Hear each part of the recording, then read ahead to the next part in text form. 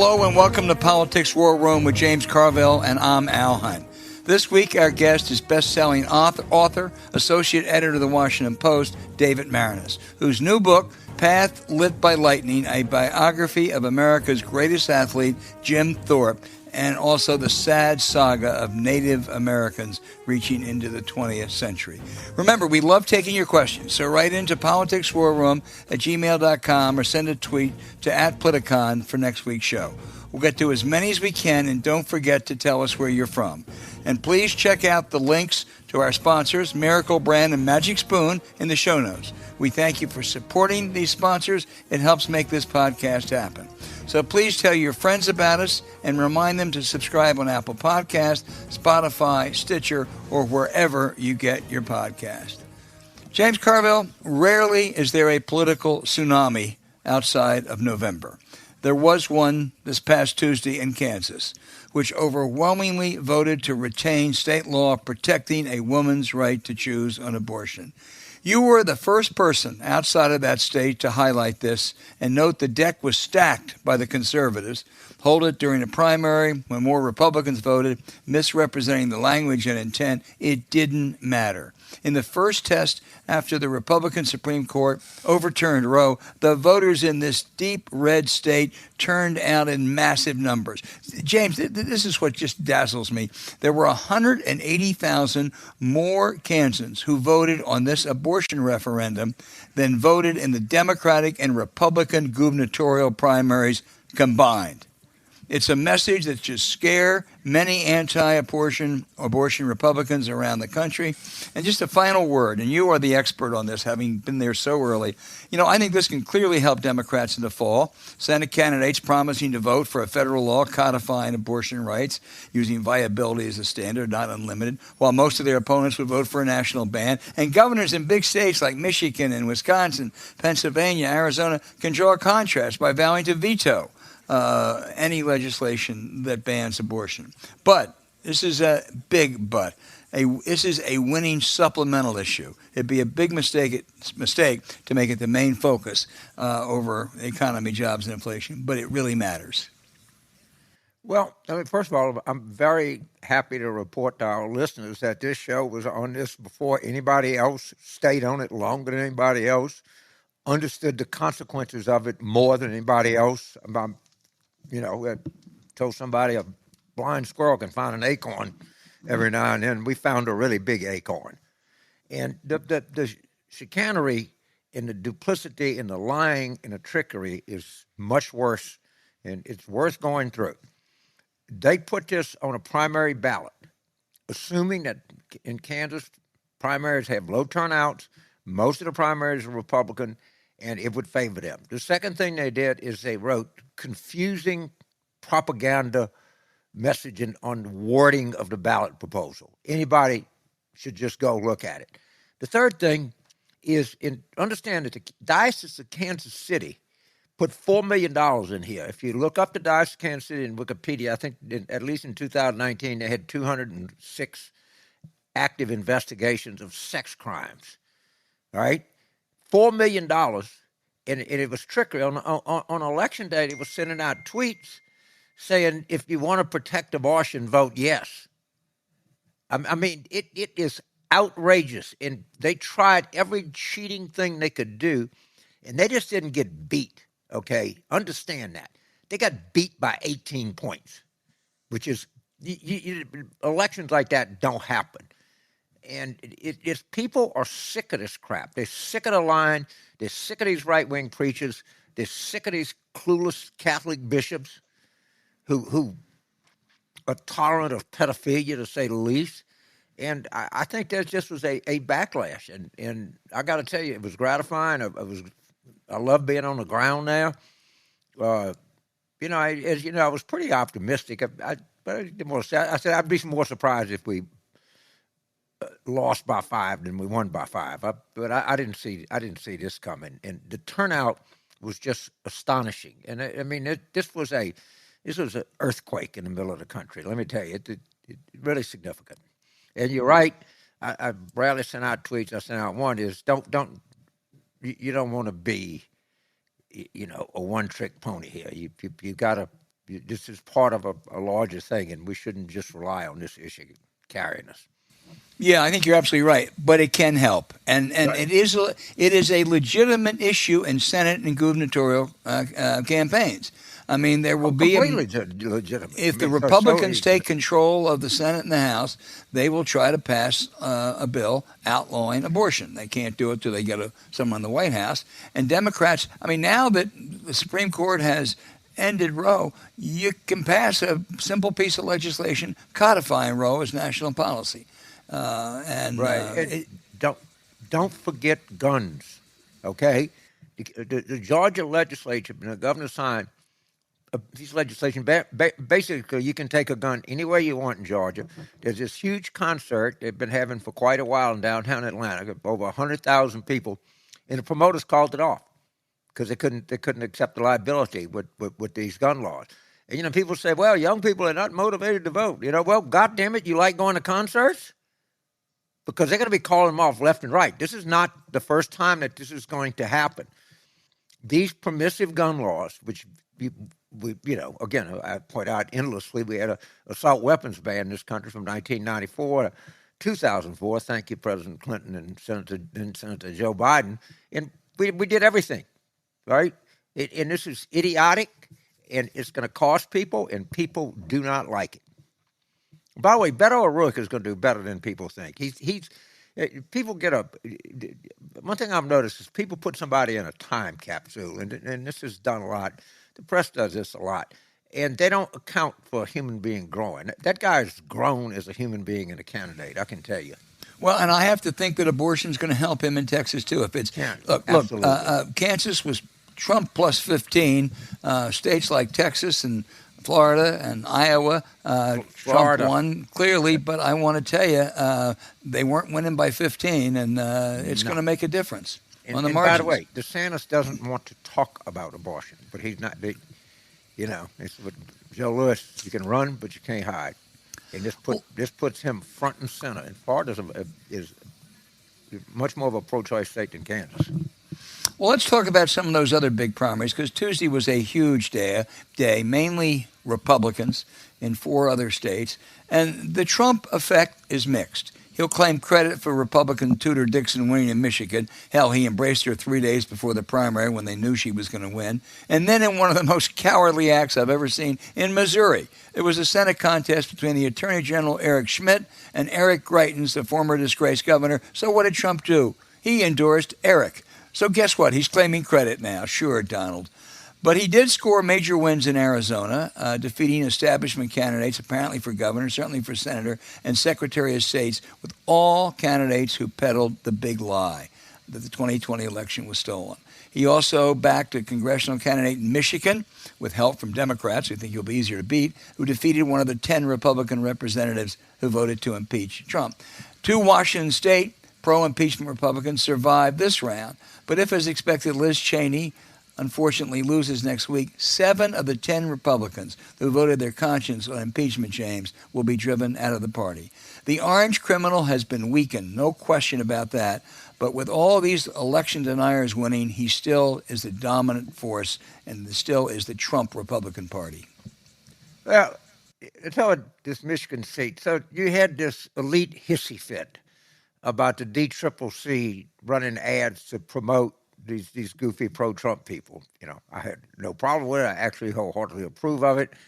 And that, I think it was the Michigan 10th District out in western Michigan, they promoted this goofy guy, and he won by a couple points. It made the difference. If they win that seat, it's still pretty, let's see what happens. But I wish all of these, do-gooders people would, understand that politics is a tough combat sport. And I just, these people have always irritated me, and they irritate me today. They have this smugness about them. We're principled, and people in politics are not. Okay, fuck you. That's what I think. Well, a couple, I think, again, as we've talked about, and I've written about a lot this year, it's candidates against conditions.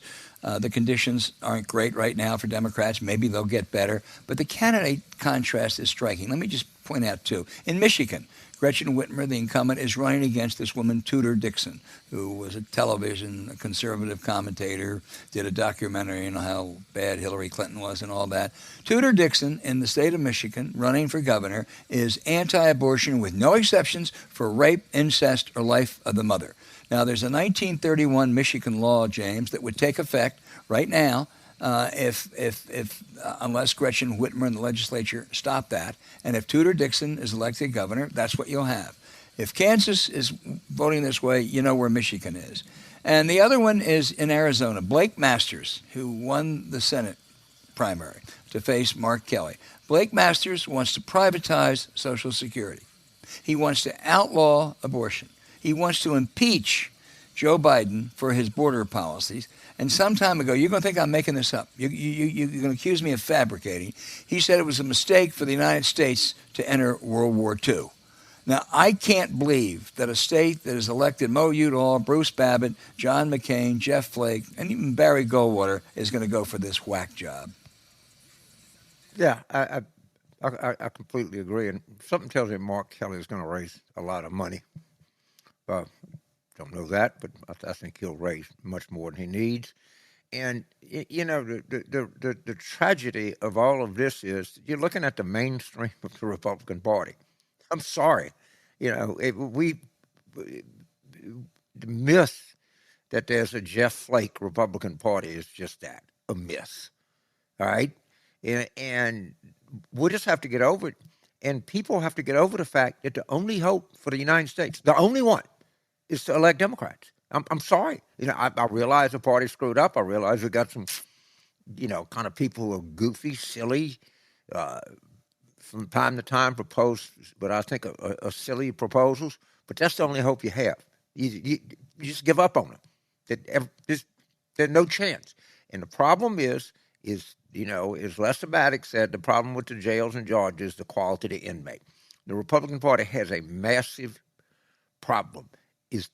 Most of the people that vote in their primaries are low-quality human beings, and you can't get around that. It's the Republican voter that's doing this, and it's not every Republican, but it's a majority of Republicans, and let's understand that. And as distasteful as some of these Democrats can be, that's the only hope the United States has. You know, in the past, when you would argue over taxes or national security or the level of government spending, you know, you and I might have one view and it might be different, but there was a legitimate debate. I mean, you could at least argue it, you know, whatever you thought the merits were.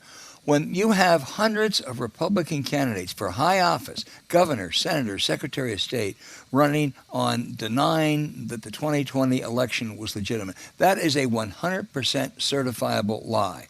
I mean, that's just, and it does great damage to the republic. It really does. And they're dangerous. And you're right, they have to be defeated.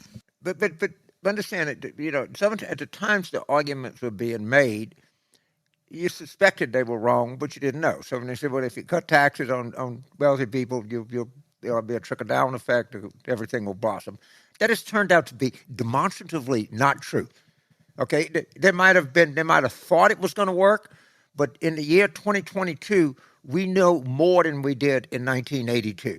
And cutting taxes on rich people has one effect. It makes rich people richer, and that's it. Yeah, but James, let me interrupt because, I mean, I'm sorry. That's still, you know, I agree with you, but that's still a debate. The idea that the election was fraudulent, the idea that it was stolen, that is a much more serious, a much deeper lie. That profoundly affects our whole system of government. There's not a serious person that would say that cutting taxes for rich people is similar to the economy. I'm sorry. Well, I'm sorry. I disagree with them, but there are people who say that. It is totally different than saying that the election was fraudulent. That goes to the kind of cornerstone of what a democratic system is all about. And I think it's a mistake to conflate the two. I'm just making a point. I'm saying that we now have a mountain of evidence that this shit doesn't work. We didn't know for sure if things like Head Start or nutritional assistance or some of that stuff, we thought it was a good idea, but we didn't know. We now know that works. We now know that. And it does not promote people not working and all those stuff to say. We have a body of evidence. We grow in knowledge over James, 40 I'm not years. making my point. There's not only a mountain of evidence, there's a universe of evidence that came in right away that Right. the election was legitimate. That is a issue that really goes to the heart. If you don't believe in honest elections in this country, it doesn't matter what your views are on other things. It really doesn't. Right. Well, I agree that that's idiotic and everything else, but I don't necessarily, glorify their past. I thought maybe I will accept the fact that maybe they thought what they was doing would work. We now know it doesn't work, and yet, legitimate Republicans, try to say that. But at any rate, no, they don't. Most of the tenants that they had might have been good people. They might have thought it was going to work. Have been disproved time and time and time again. They started this stuff about, well, if you raise the minimum wage, you're going to hurt jobs. We now know that's not true. But it's not it's not even an argument that people even make in economic circles anymore. I agree with you. It's different between being for bullshit, demonstrably provable policies and claiming that an election was stolen. One is a sort of political, calculation that you just choose to avoid evidence. The other is criminality, and I'm not comparing the people on January 6th to the Reaganomics people, but one of the criminals, one is just flat out wrong, and there's a difference between the two. There is. All right, we agree on that. Okay.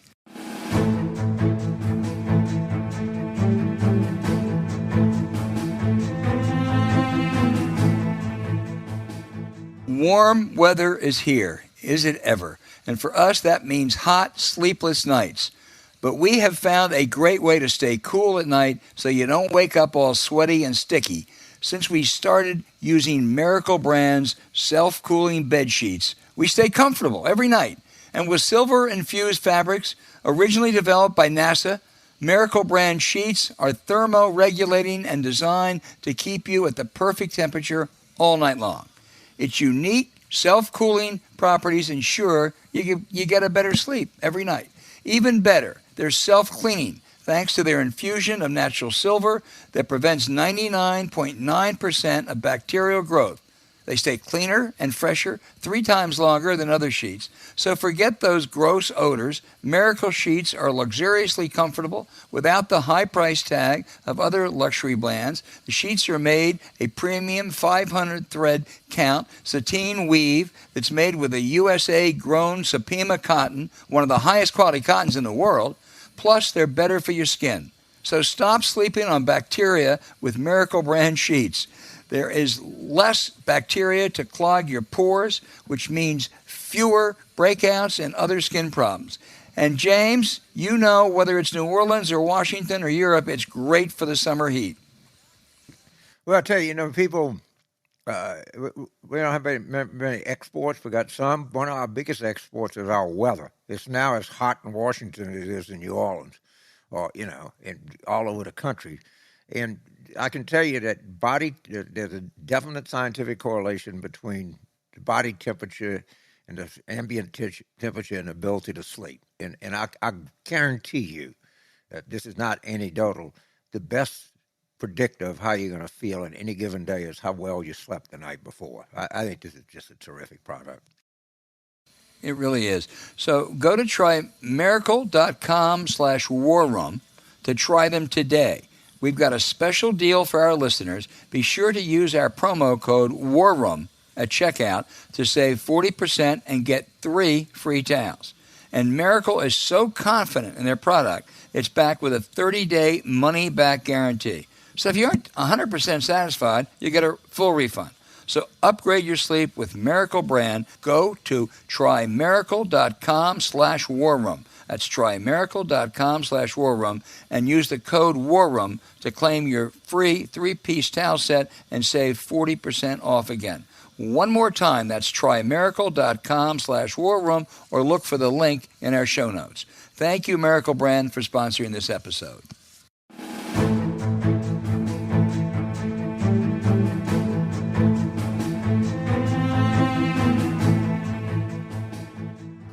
Hey, James, whether it's politics, war, family, or sports, David Maraniss writes great books. I have said he and Evan Osnos are our David Halberstams. He's just incredible. David, your latest, Jim Thorpe, may be the best. Oh. You write not only about the greatest athlete, but the sad saga of our treatment of Native Americans. Let's start with the athlete. Excelled in track, running and throwing, played professional football, professional baseball, even tried a little basketball. We've never seen an athlete quite like this, have we? Well, no athlete in the modern times has done everything that Jim Thorpe did. I think there might be some athletes who could have done it, like Bo Jackson perhaps. But no, I mean, Thorpe was unique in all of those ways. No one has ever won gold medals, been the best football player in America, All-American in college, and the greatest pro during the early years, and played Major League Baseball. I mean, not even Michael Jordan could do that. I mean, Thorpe wasn't as good at baseball as he was at football and track, but he was a major leaguer, and in 1 year with the Boston Braves, he hit 327. So, there you go. We'll sign him for the Washington Nationals right now. David, tell us about the Carlisle Indian School. That's where he made his mark. It was one of the great powerhouses in the early part of the 20th century. Tell us about the school. Well, the purpose of the Carlisle Indian Industrial School, its motto was, "Kill the Indian, save the man." Its purpose was to acculturate, to assimilate American Indians and make them as white as possible. It was, ironically, an effort done by progressives thinking they were doing well in preventing the Indians from suffering from genocide. But in fact, they were taking away their culture, their religion, their hair even. They'd cut their hair, their language, everything about them to try to make them white. It had several sort of contradictory effects. One was that it had a great football team led by the legendary Pop Warner, who really made his name at Carlisle with Jim Thorpe. They played all of the best teams on the East Coast, Harvard, Yale, Army, Syracuse, and beat them all, Penn, beat them all during that period when East Coast dominated in football. But the school had as many minuses as it did pluses. It took Indians away from their homelands. The first Indians who went there in 1879 when it was formed were Lakota Sioux, and they thought they were going east to die, to show their bravery. And sadly, over the years, many young Native Americans did die at that school. To walk the cemetery there, which is now the Army War College, it still has the Indian cemetery there, and to walk that is a haunting experience, seeing all of those young American Indians who died while they were at school there. Wow. We'll come back to the treatment of the Indians. A couple more things about Thorpe the athlete. 1912 was the year of Jim Thorpe. The Stockholm Olympics, and then for him and his teammates, a special football game against West Point. I think that year might have been the most luminescent year of any athlete in sports history, starting with those incredible performances in Stockholm, where he won both the decathlon and the pentathlon, running away with both of those great events. And then he came back from that and was basically a global figure by that time, but he went back to Carlisle for his final season playing football and had a great All-American season. The statistics in that era are incredibly iffy, but it seems like he ran for at least 2,000 yards. And the greatest game he ever played was against West Point on November 9th, 1912. Mikey Stadium didn't exist then. The game was played on the Plain. And it was, think about it, it was American Indians against basically the U.S. Army, finally on a level playing field. And the Indians knew what they were up against that day and what it meant symbolically. And Jim Thorpe had his greatest game ever in a 27-6 win, where he outplayed and knocked out of the game a linebacker for West Point named Dwight David Eisenhower. And another West Pointer, Omar Bradley, watched that game from the bench. On the bench, wow. exactly. Talk about history. I'm going to turn it over to James in just a minute. But then after that, the rains came. They stripped him of his medals because he played minor league baseball. Two of the villains in that story that you write about were Avery Brundage, the longtime, I think, awful head of the Olympics who refused to consider the medals injustice, and actually Pop Warner, his superb football coach, but when it mattered, didn't show much character. Now, Pop Warner was an innovative, inventive, brilliant football coach. After he left Carlisle, he led Pitt to some undefeated seasons and then went on to Stanford. And, of course, people know him today because youth football is basically named after Pop Warner. But when I studied what he did with Jim Thorpe, he was cowardly. He knew exactly what Thorpe was doing. I document that in the book. For years, he had sent his athletes to play minor league baseball in the Bush leagues. Thorpe was recruited by one of Pop Warner's best buddies up in Pennsylvania to play in the Eastern Carolina League. Now, hundreds of young college athletes were playing minor league baseball during the summers during that era, but they were all doing it under aliases. Dwight Eisenhower, who I already mentioned, played in the Kansas State League under the name Wilson. There were so many aliases in the Eastern Carolina League that they called it the Pocahontas League because everybody was named John Smith. Jim Thorpe played under his own name. And when it was finally revealed, he played under his own name, so it was in the box scores in North Carolina every day for 2 years.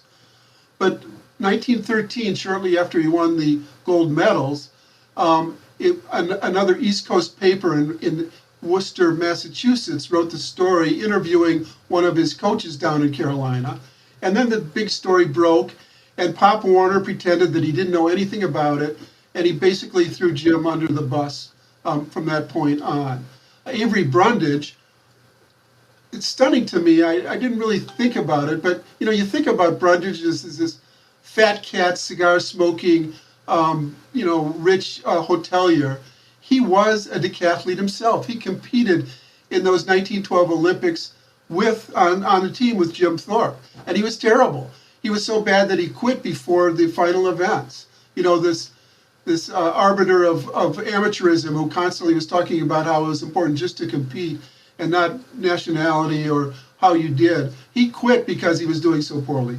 Anyway, from then on, as he rose through the ranks, first to become the head of the American Olympic Committee, the U.S. Olympic Committee, the International Olympic Committee, decade after decade, he refused to allow Jim his medals back while everybody else was pushing for them. And he went to his grave still denying Thorpe his justice. Well, against Jim Thorpe and for the Nazis in 1936. Exactly. What a legacy. James Carville. How did he get his medals back, David? That's a good question, because in 1983, when the Olympics were coming to Los Angeles the next year, finally enough pressure had been put on Juan Antonio Samaranch, the IOC president, that they did a celebration in LA where they gave Jim Thorpe's 7 children copies of those medals.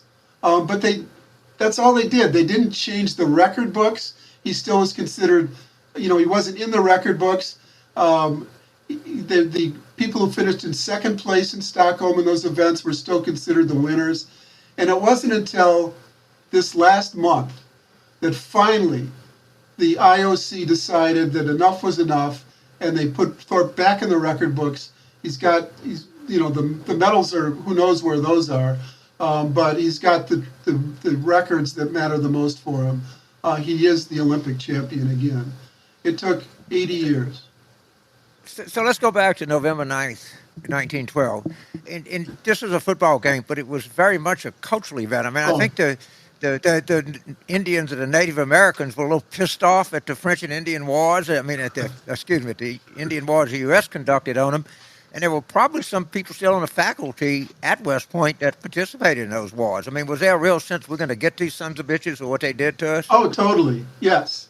And Pop Warner, the coach, played up that fact, that this was finally the time to get back at the Long Knives, as the cavalry was called.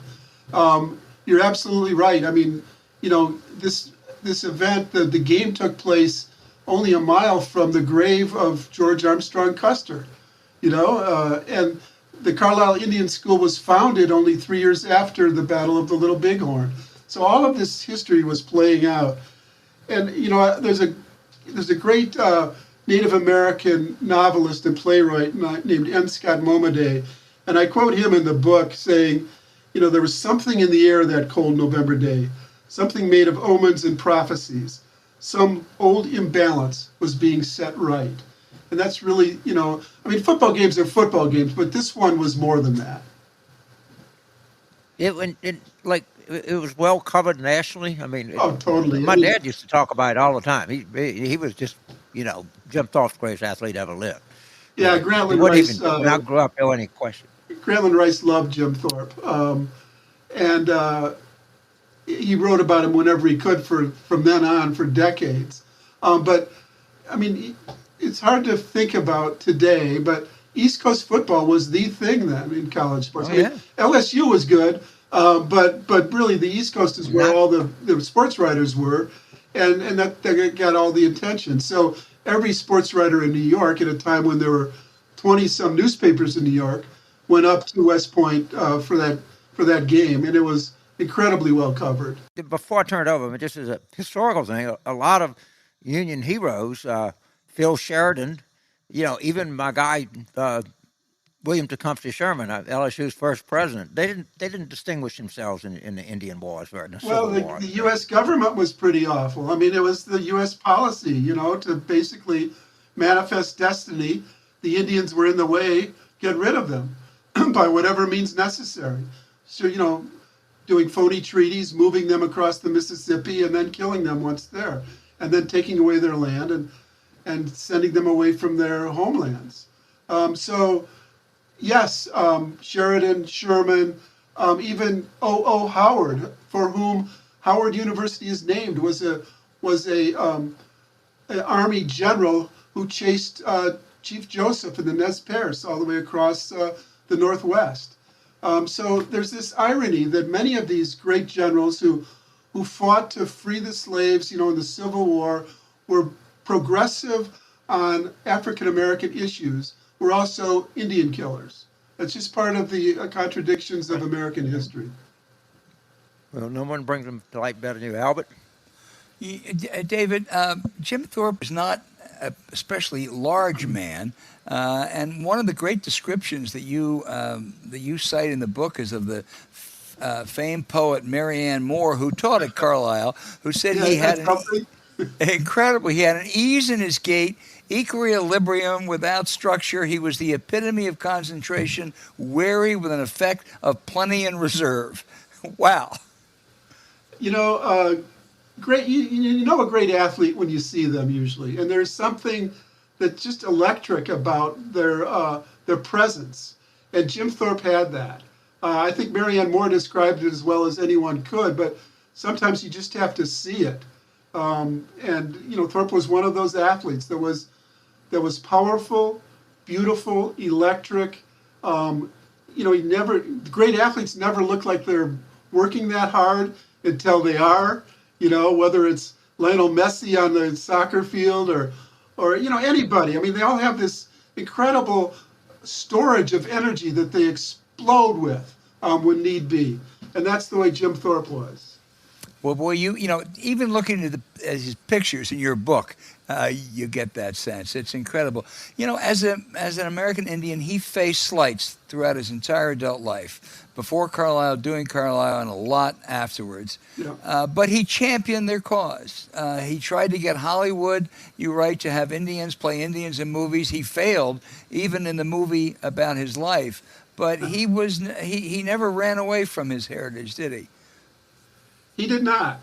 He wasn't the most political figure I've written about, even among athletes, compared to, for instance, Roberto Clemente. But on the issues of Native American rights, he was very strong throughout his life. And you're right, there was a period in the 1930s, especially, when he was living near Los Angeles, and he was basically the leader of about 200 to 300 Native Americans who were extras on movie sets. And they were pushing hard to persuade the studios to hire actual Indians instead of fake Indians with grease paint, white guys or whatever, to play Indians. So he was the leader of that movement during that entire period, and it reflected his pride in who he was. David, he died in a trailer park, destitute, drinking cheap wine, you write, yet you don't see his life overall as a tragic one. Well, it certainly had a lot of tragedy to it. But no, I mean, I kept, as I was researching the book, I kept rooting for something better to happen for him as he lived out those final 30 years. And then I came to realize that it was perseverance, that he showed incredible perseverance. Just keep going, keep trying to find another job, keep hoping for that break. And, as you guys know, and Carville sort of lived off this, perseverance is a wonderful attribute for a politician or for anybody in life. Yeah. So David, I got to tell you, it's one of my 5 greatest political stories of all time, and you were involved in it. Okay. So it was a Saturday in September of '92, and I'm at the Capitol Bar in Little Rock drinking with Hunter Thompson and P.J. O'Rourke or something, and George calls and says, "Holy shit." He said, David Maraniss has a story that Republicans put out something that Clinton had raised taxes 124 times. It was total bullshit. That it raised a fee at a state park. They'd call it a tax increase. And so you called Betsy Wright, and she said, well, actually it was 127, not 124. Hey, you ruined my Saturday night. I'm sorry, James, but I think some other things ruined more of your Saturday nights than that. But it's name dropping at its best. It has the benefit, unlike a lot of stories, still it's 100% true. It's not at all exaggerated. No, it is true. Yeah. You had a good sense to call Betsy and not me. Oh, totally. That's what you got to do. I mean, who's going to spill the beans? Well, I mean, you've had a remarkable career in journalism and as a biographer and everything else, and all of our listeners would be well to read this book and the other ones that you've written. I mean, the one on Bill Clinton, the one on Obama, Vince Lombardi. I mean, you name it. I mean, you have a real range, and it was just a delight to be able to interview you on this show. Well, you sure are, and the wonderfully touching one you wrote about your family, too, David. Let me ask you a question that just puzzles me. There is a small town in the Poconos named Jim Thorpe. It's one of the very few towns in America with a surname and a last name. And I guess that may help keep the legacy alive. Yet some of his relatives wanted his bones to return to his native Oklahoma, his tribal ancestral home. Which would have been better? Or which is better? Well, let me start by saying I have nothing against the people of Jim Thorpe, Pennsylvania. They didn't do anything wrong. It was Jim Thorpe's third wife who basically sold his bones to some place that would build a mausoleum to him, and she persuaded them to change their name to Jim Thorpe from Mauch Chunk in East Mauch Chunk, Pennsylvania, to Jim Thorpe. So they did it, and they built the mausoleum. His bones are there. People go there. It's not the biggest tourist attraction in the world, but I believe that just like the young people who died at Carlisle and are buried in the cemetery there, finally they're being repatriated to their homelands, to the Ojibwa in Wisconsin and the Lakota Sioux in South Dakota and elsewhere. And I think Jim Thorpe belongs with the Sac and Fox in Oklahoma. That's where he was from. That's who he is. And he never stepped in Jim Thorpe, Pennsylvania in his life until he was Well, I'll say this. I don't know if it was egregious or not, but it's not even in comparison of Trump burying his first wife to get a tax break on his golf course. It's a stretch, James, but there's something there that's a little bit off about both of them. Right. More so with Trump. I think you're probably right, but I want to second what James said for all of our listeners out there. You want to get right away. Path Lit by Lightning. I mean, the Jim Thorpe book, it is an incredible read. There are parts that are really sad. David, you talked about you're doing your research. I kept pulling, I'd get to page, 344 and say, all right, it's going to get better now. It's going to get better now. But it is an incredible book. And again, it's Path Lit by Lightning by the great David Maraniss. Please, everybody get it. And David, thank you so much. Yeah, you bet. Hey, not 124, 127. All right. All right, man. All right. Thank you.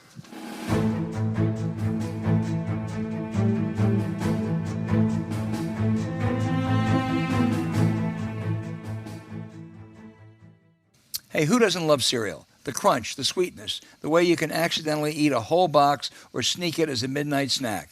And Magic Spoon has truly innovated and changed the game by taking out the sugar and upping the protein. They perfected the crunchy texture with an astounding variety of flavors that always hit the spot, but without any of the things that are bad for you. There's a flavor for everyone, from the richest chocolate to the sweetest honey nut. It's got 0 grams of sugar, 13 to 14 grams of protein, and only 4 to 5 net grams of carbs in each serving. Magic Spoon is low carb, it's keto friendly, gluten-free, grain-free, soy-free, and only 140 calories a serving. Plus, you can build your own box with a huge variety of incredible flavors. You'll love the classics like cocoa, fruity, frosted, peanut butter that taste just like you remember. And a tip for you. Mix cocoa and peanut butter for a real dose of nostalgia. Then they've got the cult favorites, blueberry muffin, maple waffle, and honeycut for sweet pastry notes on a smoky, syrupy finish. You win no matter what with these, and don't forget the indulgent ones, cookies and creams and cinnamon roll. So tell cakes and cookies to move aside. Magic Spoon cereals got this one covered, right, James? Absolutely. And, if you could see me, I'm snacking on it right now. And I like to put, this is not the greatest health food in the world, but at night I like ice cream. And I like to put it on ice cream. It gives you some real crunch and real contrast in flavors. I mean, you can take I like the blueberry up to like vanilla ice cream. I like cookies and cream, and that kind of, pralines and cream is probably my favorite. But you add it on that, and it gives a crunch. You can put it in salads. You can do all kinds of different stuff with it. It's a really versatile food. It's not just a cereal. It's a snack, and it's a complement to other dishes. And you can pretty much match whatever flavor that you want. Yeah, and as I've said often, it spans generations, from an old guy like me to my 4-year-old grandson, Kai. We both love it. Okay. So you go to magicspoon.com/warroom to grab a custom bundle of cereal and try the magic for yourself. And be sure to use our promo code WARROOM at checkout to save $5 off your order. And Magic Spoon is so confident in this product, it's backed with a 100% happiness guarantee. So if you don't like it for any reason, they'll refund your money, no questions asked. Remember, get your next delicious bowl of guilt-free cereal at magicspoon.com/warroom and use the code WARROOM to save $5 off, and you can look for the link in our show notes. Magic Spoon, thank you for sponsoring this episode.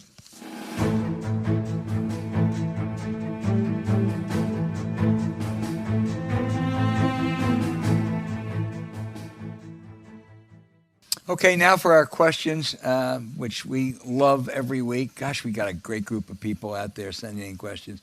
James, we got a number of questions who want to turn to the great Machiavelli of American politics, James Carville. So Linda in Holden, Mass. asked, does making campaign phone calls do any good? She's obviously involved in a campaign. They usually seem to annoy people, and they're miserable.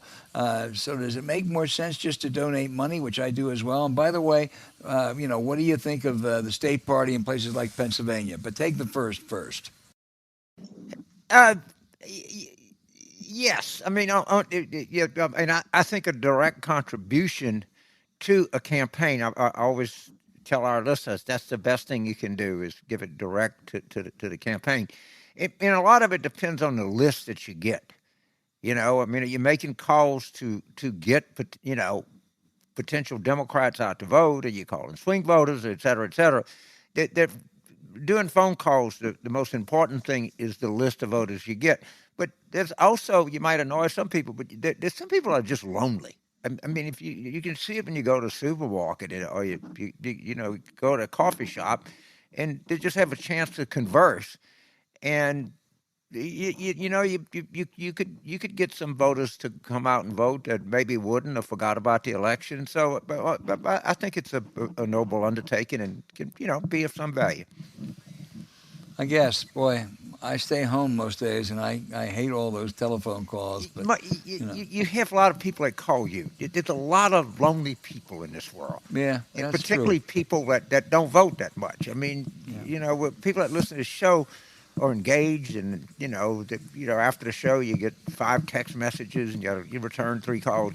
Most people's lives are not like that, and I think the phone calls can be effective, particularly in older, less affluent Americans. Yeah. Well, Kim in Ashburn, Virginia, says she votes in every election, a solid Democrat. But come on, the Democrats play too nice, she says. If charges aren't brought against Trump, I have to question my knocking doors, serving as election officer, or voting anymore. Aside from being a good citizen or trying to save democracy with my one little vote, what's the point? Kim, you're right. There's a lot of stories written about the political repercussions if Merrick Garland, or I suppose the prosecutor down in Atlanta, indicts a former president. Well, let me tell you, there are huge consequences if they don't indict a former president. The consequences, certainly for people like you, will make you certainly less eager to stay involved, as you apparently are in politics. And for those people who talk about the rule of law, you don't want to have to put an asterisk. It's the rule of law for everybody except an ex-president. Yeah, I'm very sympathetic to the way you feel. And, it's always a discussion. Well, if you indict Trump, are you just going to stoke his thing up, or what are you doing? If you think he's a criminal, bring him to justice. All right? And I got to give to January 6th. A lot of people skeptical about this committee. I take a little credit. I was a little less skeptical and more optimistic than a lot of people. But, I think they've done a good job of bringing heat. And, Merrick Garland's a busy man. He's a very measured person. But somebody pointed, he prosecuted the Oklahoma City bomber, the Unabomber, the Olympic bomber. All right, and this guy, we tend to get down on him, but he might be very quiet and he might be very deadly here. And I think that he is starting to realize, and they're starting to call people, that you just can't let anybody in the country, much less the president, go on a crime spree, because that's all Trump was on, was a crime spree. And the shit in Atlanta is serious. It's a heartbeat. James, Dan in Concord, New Hampshire, I think maybe trying to tweak you a little bit here. He says, if Democrats were in the majority in the state with a crucial ballot question, would you favor scheduling the vote for a date inconvenient to the other party, as Republicans did in Kansas? I can't think of a certain example, but I probably would, but I would be a little trepidatious, because if you do that, what happened in Kansas actually pissed people off. You got to be careful, because it's the law of unintended consequences. I don't think it was some dubious legality to have a ballot measure on a primary ballot. They did something to cover it up. But I would, people, a lot of times Democrats will schedule a casino referendum on the day of an election under the correct theory that the casino people spend a lot of money on GOTV. And a lot of minorities and Democrats are targeted for to get out the vote, to go vote on the casino referendum. That's not unheard of, and I don't so much think what they did was unethical, but it backfired, because when you try that, it people see it and it irritates the hell out of them, and I think that was a big part of what happened in Kansas. If you put this convoluted propaganda message that's on the ballot, it really irritates the hell out of people, because they can see through it. So the answer is, I would do it if I thought it'd work, but I'm very, very cautious, because when people catch on to what you're trying to do, it irritates them. Yeah, no, I agree. John in Spring, Texas asks, was Pelosi going to Taiwan a bad idea? John, virtually the entire foreign policy establishment, most editorial writers, most foreign policy columnists say, yes, it was a bad idea. I disagree. I think she showed if an American speaker can't go to another country because they are threatened by whether it's China, Russia, or any place else, I just think that's unacceptable. I think our relations with China, far more than Russia, are the most important geopolitical question in the next 20 or 25 years. I'm sure this upsets the Chinese. I'm sure they'll take some action. But if she had backed away from that trip, I think the consequences would have been greater. And once again, I think Nancy Pelosi showed her determination, her grit, and her courage. Well, of course, I worship Nancy Pelosi, and the thing I like about her most is she's a politician. I like that. Guess, if you just had to guess off the top of your head, what congressional district in the United States has the most people with relatives in Taiwan? I'll give you a hint. San Francisco. All right? And her going there is, it's different, but, a lot of Jewish congressmen or congressmen, a lot of Jews in the district go to Israel. It's not uncommon for Irish politicians to go to Ireland, Italian politicians to go to Italy. She was doing constituent service, too. Don't forget that there was a political motivation here. And I kind of like that. That's part of her job. Well, another disagreement. The foreign policy establishment doesn't acknowledge that politics exists. Yeah, I don't think that had a thing to do with her trip. She was going to question whether she wins by 84% or 82%. But and she has been. She was in Tiananmen in 1990, protesting what the Chinese had done there. She has a long record on this. I'm not surprised that she went, and I think on balance, it's good that she did go. She was probably informed by many of her, constituents as to the problem, but every politician runs scared.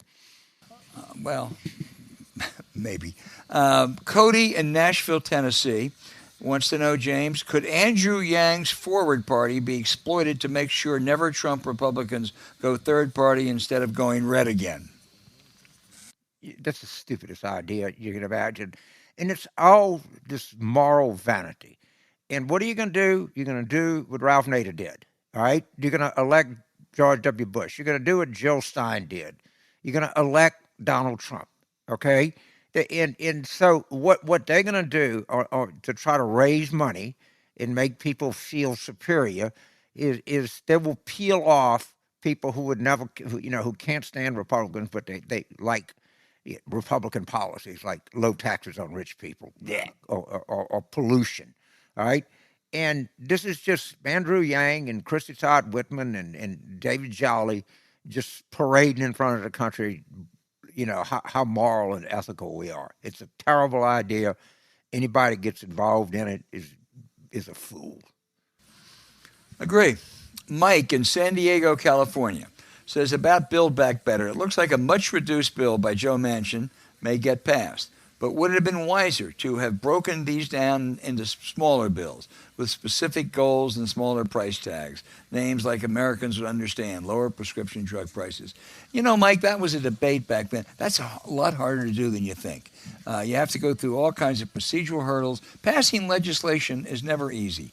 And I haven't been a critic of Chuck Schumer, but I had my doubts. I thought he was no Nancy Pelosi. I give him great credit on this. He showed tremendous patience. He dealt with Senator Manchin, I think, privately, but he dealt with him well. Other senators helped too. And I think they're going to pass this bill. It's a good bill. It will help a number of people, should help Democrats a little bit in the fall, and it drove Mitch McConnell crazy. Those are all very worthy goals. Well, I always defer to you on the legislative process because, A, I don't know very much about it, and B, you know a lot about it. You've covered it for the last gazillion years.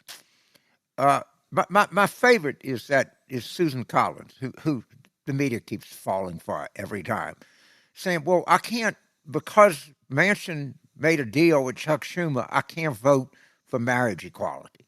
What the hell are you talking about, woman? What does one have to do with the other? And people keep taking her seriously. She's not a serious person. She's goofy. All right. I mean, so you really made me mad because you made a deal. It's absurd. That's why people. It's a large part of why people hate Washington. That reminds me of the great basketball story that Jerry Tarkanian said that the NCAA is so mad at Kentucky that they're going to put Cleveland State on probation. Yeah, it's the same thing. It's just like the other thing is they really got it. It was good to see. I give Jon Stewart a lot of credit on this. It was good to see the cookie jar slam on their hand with this. Oh, they sure did. Jon Stewart and John Tester. And they got to keep that fist bump of Ted Cruz and Steve Daines, and they got to run that and loop that and just run it constantly. Yep. James, we got two questions. One from, I'm going to combine them for the final question. John in Sonoma, and then Jerome in Old Bridge. John says, pretend that Trump doesn't get the nomination. Is DeSantis even more of a threat to democracy?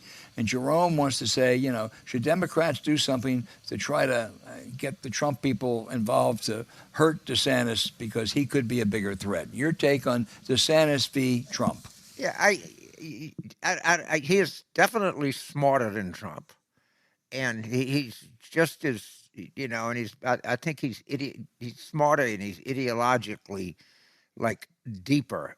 He's a strange guy, but if I were DeSantis, I wouldn't be so much worried about Democrats. I would be worried about Ted Cruz and Josh Hawley and Tom Cotton and people like that. They're going to knock his ass off, and they don't play by the same rules that we do. And if I were, uneasy as the throne, okay, on the head. If I were him, it'd be uneasy. But he's a lot smarter than Trump. I'm just not sure. I'm just one of these people that not sure we're going to get beat in Florida. But if Nikki Fried gets the nomination and she and Val Demings, and DeSantis doesn't like this abortion issue. He doesn't want to talk about it. He tries to slip out of it.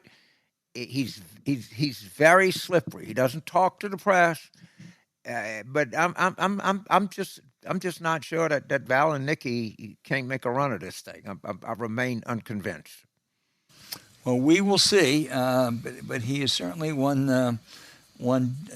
I think difficult man. I think he is smarter than Trump. Trump doesn't have any ideology. I mean, Trump is just it's all transactional, and in that sense, DeSantis is more. Could be more dangerous, but he is a strange. He doesn't have any friends, James. Of course, neither does Trump. That's what he is. He has some, and people say this. The donors say it. He's not. He's no Bill Clinton. He doesn't schmooze with the donors. He's very. I think he kind of talks to his wife. I mean, that's his own business. It's not his kind of, antisocial personality that bothers me. It's his undemocratic way of governing and the stupid. I mean, he wants to take, money from school lunches and put it in anti-trans education. I mean, oh, come on, man. Don't these children have enough shit to deal with? I mean, God almighty, man. It's just the gratuitous cruelty of some people is just sickening. And he is a gratuitously cruel man. I think Ron DeSantis, in many ways, enjoys hurting people. And boy, if you are these children, the suicide rate among these children, I don't know, is 10 times it is anybody else. If you can't have a humane attitude, you're just not much of a human being. Yeah. Well, that's him. Yeah. All right, keep those cards, letters, emails coming in because we love to take your questions. We can't get to them all, but we'll try to get to those we don't get to. We can have another shot at it next week. So thank you.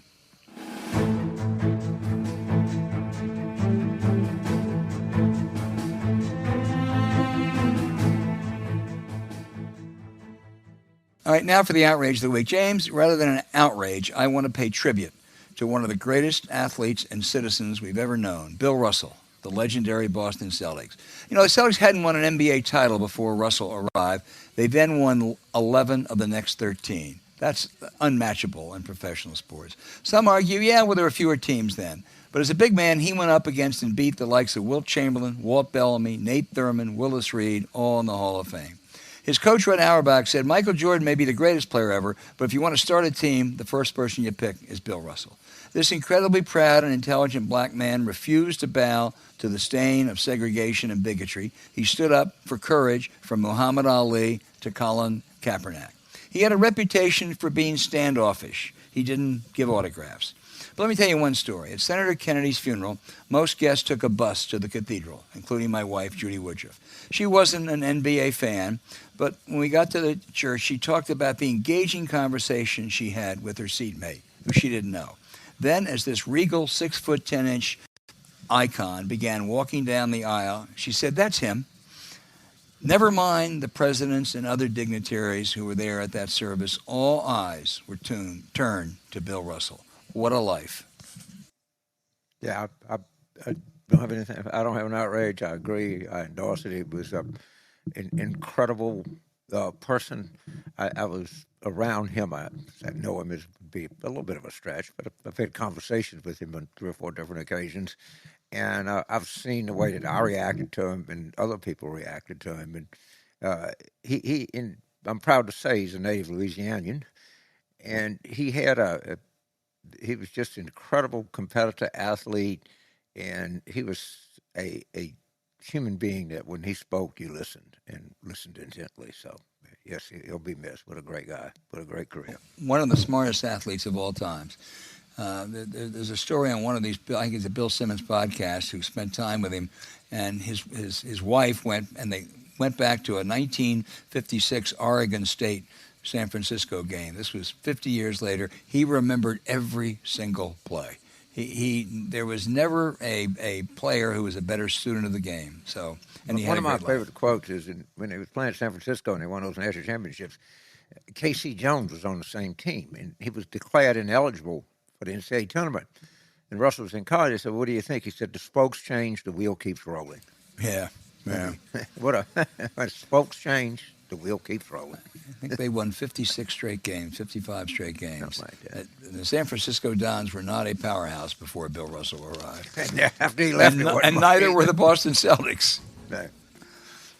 Thank you for listening to Politics War Room with James Carville, and I'm Al Hunt. Don't forget to send your questions for us by email to politicswarroom@gmail.com or tweet them for next week's show at Politicon. Following this episode, we'd really appreciate if you'd check out the links to our sponsors, Miracle Brand and Magic Spoon, in the show notes. We thank you for supporting them. When you do, you help make this podcast happen. To keep up with us, subscribe to Politics War Room on Apple Podcasts, Spotify, Stitcher, or wherever you listen. Please rate the show with a 5-star review. We'll be back next week with another show as we continue our War Room planning.